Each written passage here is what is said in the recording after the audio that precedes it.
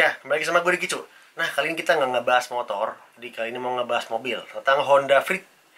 Nah, Honda Freed ini terkenal banget dengan lemotnya, lemot di RPM bawah terutama ya.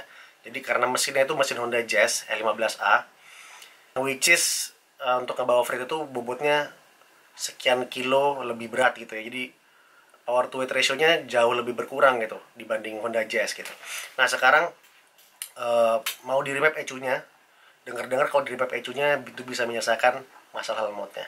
Nah, by the way, gue juga belum pernah remap ECU, jadi gue penasaran juga prosesnya gimana.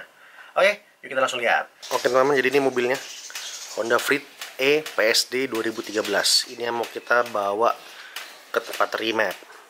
Yuk, ini full consumption-nya 7,8 km per liter. Ini lumayan boros ya buat mobil zaman sekarang. Dan bahan bakarnya round 92 gitu. Kita lihat apakah setelah di remap apakah ada perubahan atau enggak gitu. Soalnya kalau dari klaimnya remap ini sebenarnya memperbaiki efisiensi tenaganya ya dengan mengubah kurva mapping dari ECU dan debit bensin segala macam, timing segala macam juga. Jadi yang diharapkan adalah kenaikan tenaga sehingga mobil ini cukup ditoel dikit aja gasnya jadi udah bisa ngacir gitu. Karena memang Freed ini terkenal dengan lemotnya di RPM bawah itu. Ya, jadi sekarang kita udah di mobilnya. Sekarang kita akan menuju ke Chatter BSD untuk menuju ke bengkel tempat remap mobil ini. Jadi ini pengalaman pertama untuk remap mobil. Sekarang gue juga pengen lihat apa benar memang signifikan untuk perubahan performa atau penghematannya gitu. Jadi nyampe di Jazz Auto. Oke, gue mau remap nih, remapnya. Klaimnya nih. Klaim-klaimnya ya. JS Auto, sorry berisik ya. Sekarang pinggir jalan banget nih. Nah, ini dia remap ECU-nya di sini gua. Posisinya di sampingnya McD Chatter. Ini arah BSD, itu arah Pamulang. Jadi dia posisi sebelah kiri jalan dari arah BSD.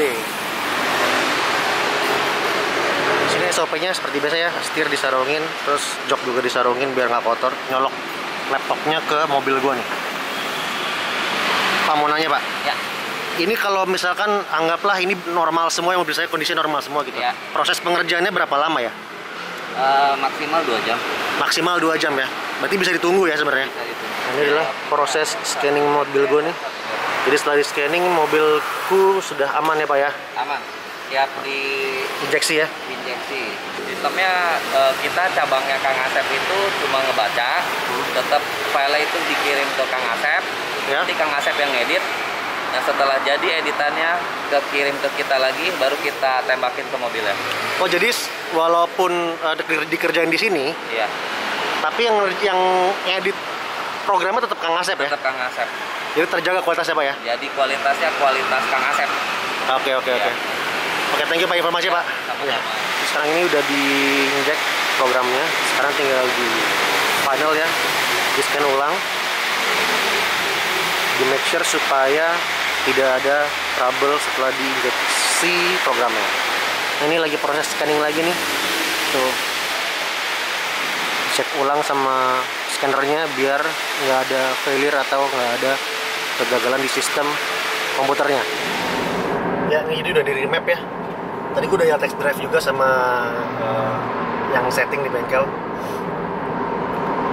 Kalau sejujurnya yang gue rasain adalah torsi awalnya ya, respon gasnya jadi jauh lebih responsif. Jadi kalau dibanding Freed standar ini sih berasa banget ya. Lo keluar tadi by the way harga dari remapnya itu 2.250.000. Nah itu buat apa namanya, buat hasil yang sebegini signifikan menurut gua worth it banget sih.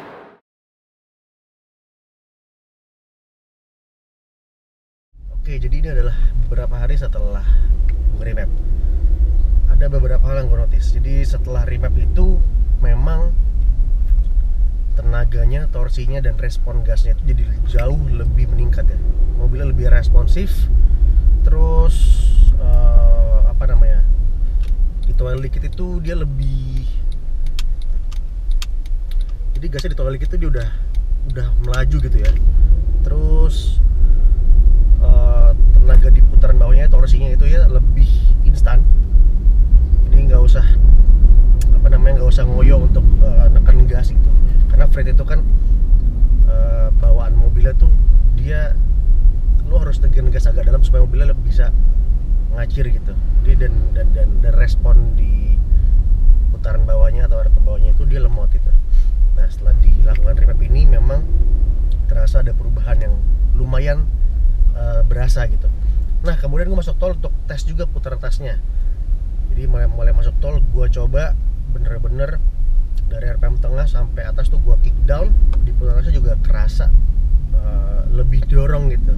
Nah, tapi di mobil ini masuk putaran 4.500 sampai 5.000 RPM itu kurang lebih ya, itu ada knocking atau ngelitik. Jadi ketika gue gaspol, gue bejek gitu, gue kick down, di RPM sekitar 4.000 sampai 5.000 itu dia ada bunyi ngelitik tuh mesinnya. Dan gue rasakan itu di setiap perpindahan giginya. Dan setelah gue konsultasi sama orang yang setting di bengkel kemarin, Pak Johan, itu sepertinya gue harus melakukan carbon cleaning. Jadi diasumsikan bahwa mobil ini ada banyak karbon deposit di dalam ruang bakarnya, jadi menimbulkan gelitik ketika timing pengapiannya dimajukan gitu. Karena ini pasti ada development dari memajukan timing pengapian di sini. Nah, jadi sekarang mau balik lagi ke workshopnya untuk melakukan carbon cleaning juga. Jadi kita harapkan hasilnya mobilnya tetap enak seperti ini. Ini mobilnya gue suka ya, setupnya jadi responsif, jadi lebih kencang lah gitu. Cuma ngelitiknya ganggu sih buat gue. Jadi semoga setelah ini tidak ngelitik ya. Oke.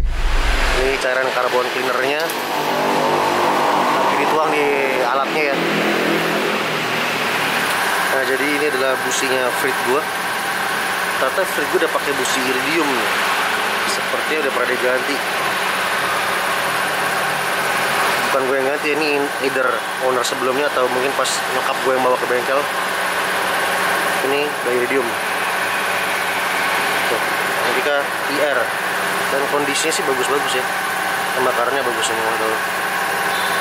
Ini juga tuh bagus. Ini juga bagus ya. Enggak lean ya. Ini mulai proses masukin cairan carbon cleanernya di sini nih. Nah, ini nanti dibuang dulu ya. Ini bukan punya gua nih. Ini nih baru dimasukin. Nah, untuk Honda Freed ini dan Honda lainnya yang L15A itu lubang busi di dalam ya, di bagian belakang engine bay. Jadi tidak bisa dilihat proses masukin selangnya ini, selang carbon cleaner ini ke lubang busi. Jadi cairan ini akan dimasukin ke lubang busi lewat selang ini. Itu karena tempatnya di belakang ini tidak kelihatan. Nah, ini dimasukin pelan-pelan nih, udah mulai. Ini sepertinya silinder terakhir nih. Kalau udah semua dimasukin Pak, cairannya itu nanti berapa lama ya Pak tunggu ya Pak? Kurang lebih 5 menit atau 10 menit. Oh, nggak lama Pak ya, cepat ya? Oke. Jadi cuman 5 sampai 10 menit ini ditungguin cairannya supaya dia bisa ngerotokin kerak karbonnya. Cukup cepat, nggak lama-lama banget ternyata. Ini udah beres. Ini teman-teman buat yang kepo sama posisi lubang busi Frit nih. Nah, tuh. Susah bener kan? Nih, bagus semua. Tuh. Itu baru nomor 1, silinder 1, 2, 3, 4 tuh dibalik sini nih. Nah, loh. Ya, itulah mobil-mobil zaman sekarang. Ribet bongkar-bongkarnya. Iya, buat gue tuh mobil baru tuh tahun-tahun 2010 atas tuh lumayan ribet ya. Karena gue biasa megang tuh atau ngerawat itu mobil tahun 2000-an ke bawah ya. Oke, kita lihat.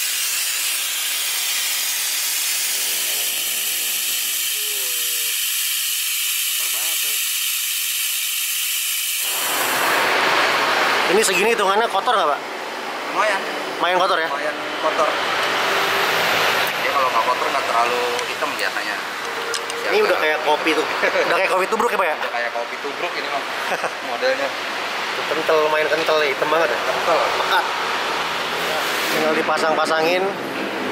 Sini Pak ya. Nah, dia nih. Nyalain. Ini residunya nih. Sisa-sisa dari carbon clean. Ini ya, kalau diperhatikan ada asap tipis. Jadi ini adalah hasil residu dari obat carbon cleannya sedang terbakar bersama pembakaran dari mesin. Nah, ini ini lagi di geber-geber nih biar keluar tuh asapnya. Nah ini hasil dari karbon ini ya, lihat ya. Tuh. Ini baru di gas dikit nih tadi, Bang. Banyak. Kotor cuy. 350.000 tanda tangan mah. Oke.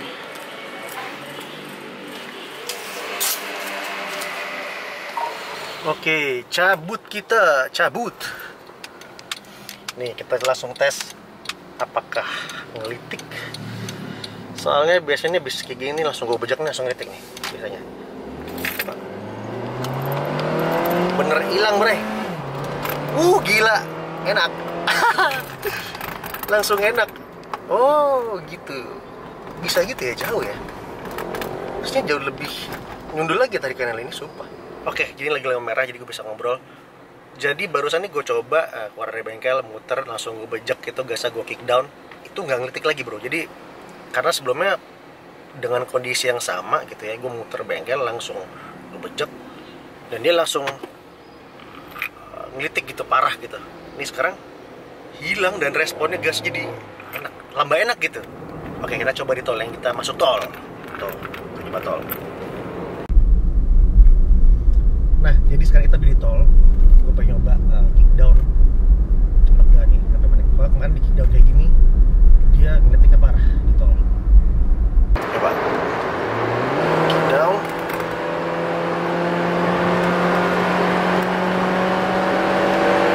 Wow, enak sih.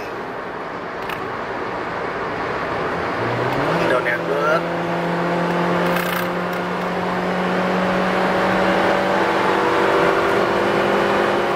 RPM itu sampai 7.000 dia masih mau.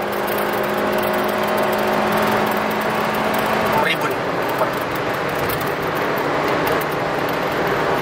Haha.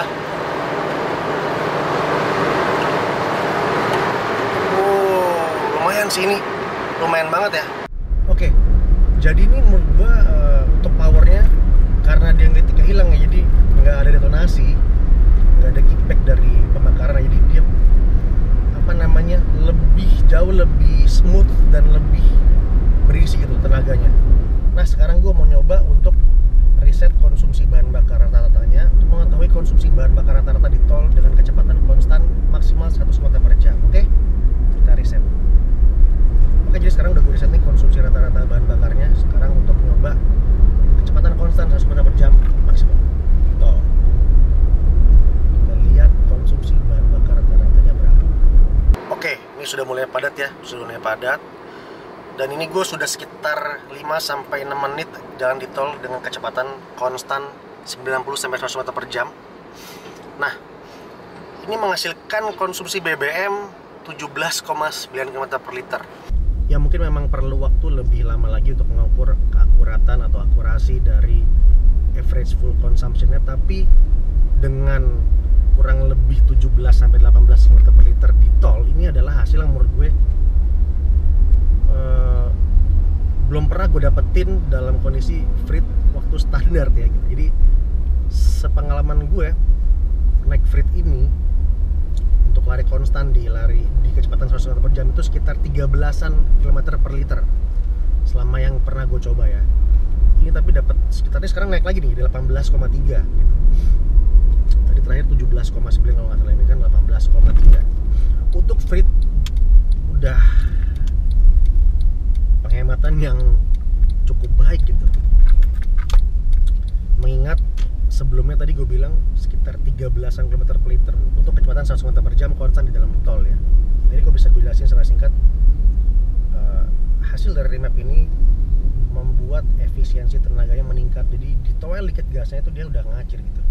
Jadi tadi gue di tol itu gasnya cuman gue sentuh, lepas sedikit, itu lagi lepas sedikit. Jadi bahkan harus dilepas itu kalau mau santai banget gitu ya. Bikin tenaganya tuh lebih apa yang namanya ya, lebih spontan juga. Jadi lu nggak perlu tekan gas dalam-dalam untuk stop and go segala macem. Ya menurut gua ini salah satu mod atau modifikasi yang cukup menarik ya untuk dilakukan ya. Dan kalau memang dilakukan dengan benar dan dipakai dengan benar juga akan menghemat konsumsi bahan bakar dan pengeluaran kita gitu. Walaupun kita mesti keluarin duit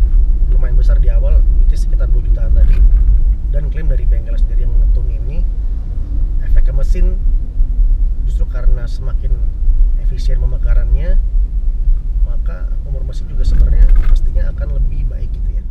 Jadi lucunya bahkan gini, ini adalah mobil ibu gua, mobil nyokap gitu, Frit ini. Dan mobil gue sendiri adalah Corolla S112 yang 1800 SEG tahun 98. Nah, Corolla gue itu menurut gue mobil yang cukup responsif ya. Jadi gasnya juga ditoel dikit udah ngacir gitu. Gue selalu bilang gini, kalau habis bawa Frit ini, rasanya tuh mobil gue yang Corolla jadi kenceng. Artinya tuh mobil ini remote banget gitu. Nah, tapi sekarang malah kayak kebalik ya. Gue kemarin pakai Corolla gue gitu, terus sekarang bawa Frit ini jadi lebih responsif, ini kan aneh gitu. Ternyata segitu signifikannya perubahannya gitu ya. Jadi ya cukup mengagetkan juga buat gue sih. Respon mesinnya sih yang paling berasa. Nyut gitu, digas tuh langsung hot gitu, dorong gitu. Oke, jadi tadi itu adalah impresi dari remap Honda Freed ini. Kan udah lihat sendiri konsumsi rata-rata di tolnya lumayan naik signifikan buat gue, karena sebelumnya tadi cuma 13-an, sekarang terakhir 17-an dan bisa 18 mungkin ya. Nah, dari hasil itu bisa cium sendiri seperti apa resultnya. Lalu setelah itu juga yang gue rasakan dari respon mesinnya juga jauh lebih responsif lah. Di tol dikit udah ngacir, bahkan Corolla gue yang tadinya gue rasa lebih enak tarikannya atau lebih responsif, jadi kalah sama ini. Oke, kalau gitu sampai sini videonya. Jangan lupa subscribe. Thank you guys.